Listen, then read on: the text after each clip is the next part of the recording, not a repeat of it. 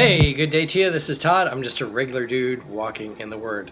Thanks for joining us as we're going through the book of Matthew. We're going to start in chapter 20 today. And this is called, it's in the Bible, it says the parable of the workers in the vineyard. Today, though, the title I'm entitling it is the parable of the triathletes. Okay? You're like, what are you talking about? You're going to see. Today, we're talking about a parable, but I'm going to relate it to another parable of myself, okay? It says this: for the kingdom of heaven is like a landowner who went out early in the morning to hire workers for his vineyard. He agreed to pay them a denarius for the day and sent them into the vineyard, okay? About 9 in the morning he went out and saw others standing in the marketplace doing nothing. He told them, "You also go and work in my vineyard, and I will pay you whatever is right." So they went. He went out again about noon and about 3 in the afternoon and did the same thing. About 5 in the afternoon he went out and found still others standing around. He asked them, "Why have you been standing here all day long doing nothing?" "Because no one has hired us," they answered. He said to them, "You also go and work in my vineyards."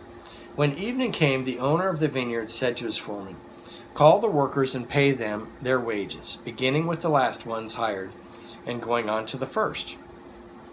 The workers who were hired about 5 in the afternoon came, and each received a denarius. So when those came who were hired first, they expected to receive more. But each one of them also received a denarius. When they received it, they began to grumble against the landowner. "Those who were hired last worked only 1 hour," they said, "and you have made them equal to us who have been borne the burden of work all day and the heat of the day." But he answered one of them, "I am not being unfair to you, friend. Didn't you agree to work for a denarius? Take your pay and go. I want to give the one who was hired last the same as I gave to you. Don't I have the right to do as I want with my own money? Or are you envious because I am so generous? So the last will be first, and the first will be last." When we get to heaven, we all have, and you have received Christ, we all have eternal life. Okay, no matter if we received Christ when I was 5 years old or I received Christ when I was 80 years old. We all have eternal life. Okay. You notice that today I'm wearing my Cuba hat.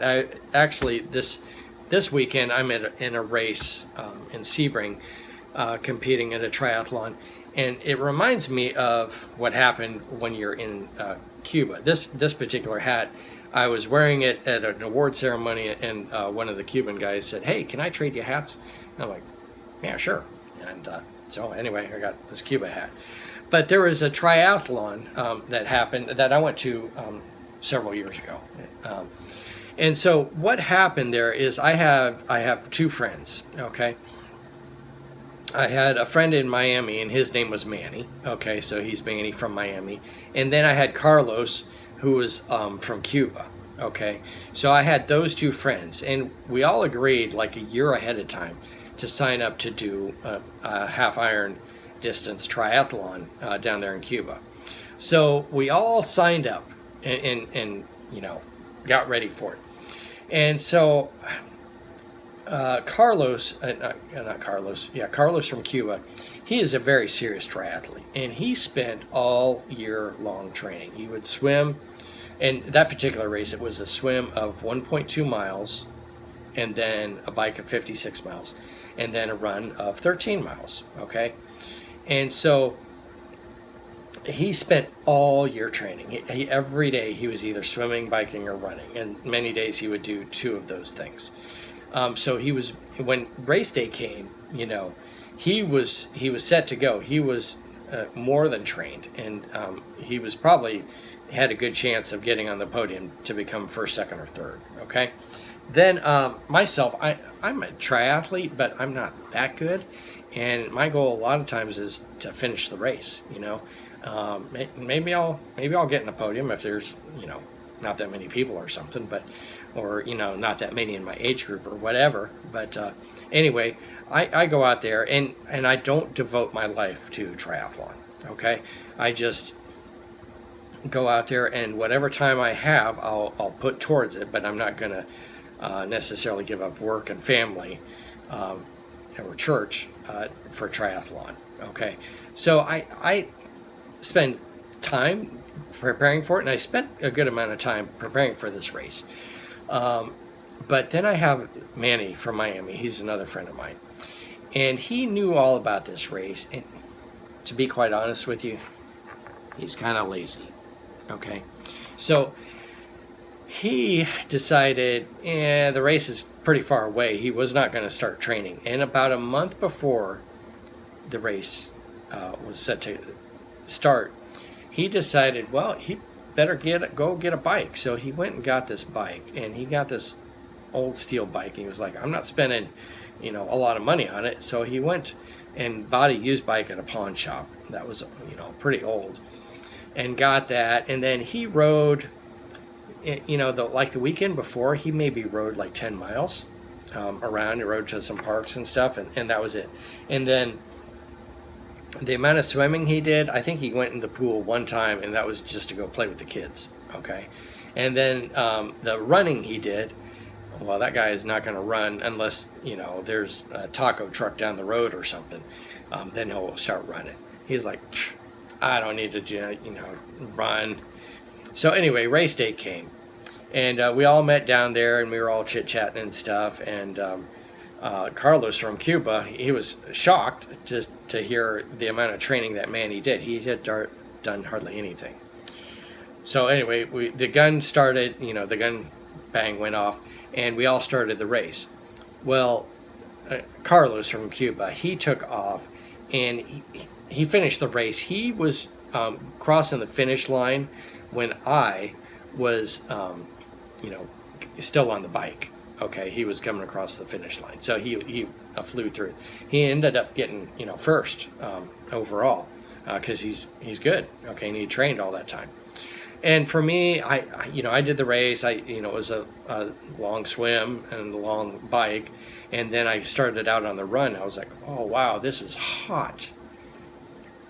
And anyway, I finished, and I was, I don't know, like 7th in my age group or something like that. Okay, and not real great results, but I finished. And so anyway, but Manny from Miami, that guy's a different story.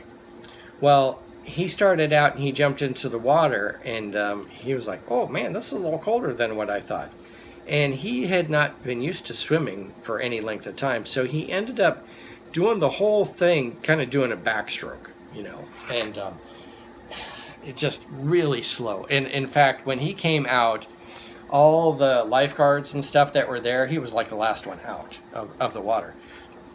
And so they had their kayaks and paddleboards, and there was kind of a convoy around him, guiding him out because he was so slow. Okay, but he beat the cutoff and came out, and he was like, oh man, that was a hard swim. And he was like, well, guess I better get on my bike. So he gets over on his bike and just starts pedaling away. And and remember, he had only done like maybe 10 miles the weekend before. He starts riding. He's riding through Havana, and he's like, man, this is taking me a long time. He's chit-chatting with everybody as he's going by and stuff, and just having a good old time out there.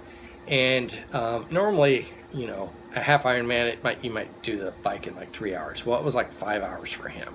When he got out to the turnaround point, he took a little snooze out there, okay, because he was like tired. And then he got back on the bike and rode the bike back.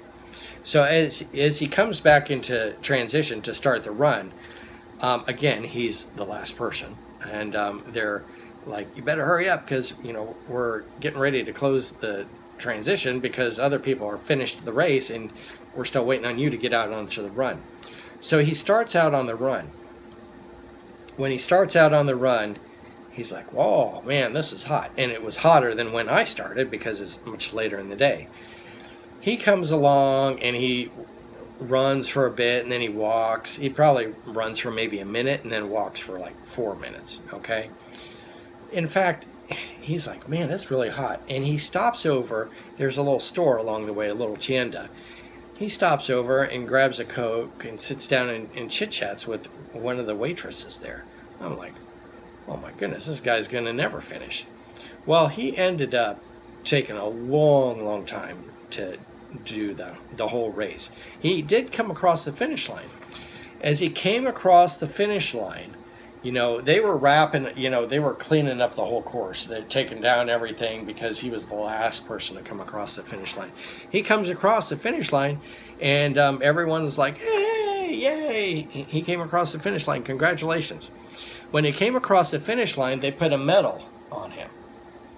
And he's like, thank you. And I had been there for quite a while because I was finished quite a while ago. And Carlos from Cuba, he had been there a long time. In fact, he had gone back home and took his bike and everything back home, took a little nap, showered up, ate dinner, and then come back, okay? He comes back and he sees Manny from Miami, and he's just shaking his head like, oh, what a joke. But he is appalled when he sees Manny from Miami get a medal.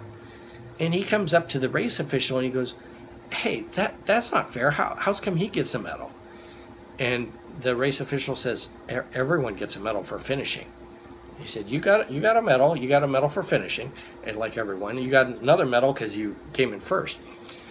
But Manny from Miami, it doesn't matter how long it took him. If he finishes, he gets this medal.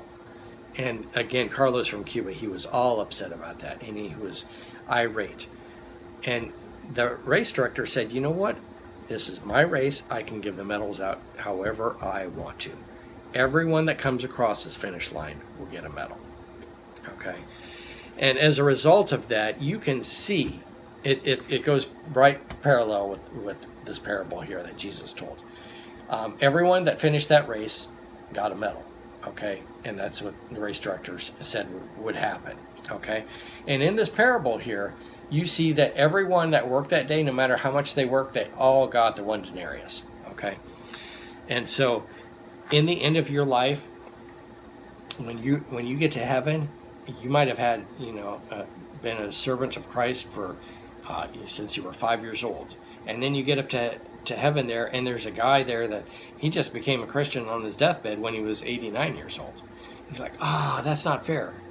But Jesus is going, they all accepted me, it doesn't matter when, but they accepted me. Okay, so anyway, so that helps illustrate that parable a little better there with Carlos from Cuba and Manny from Miami. So thanks for watching. I'm just a regular dude walking in the Word, and I look forward to seeing you tomorrow as we continue our study through the book of Matthew.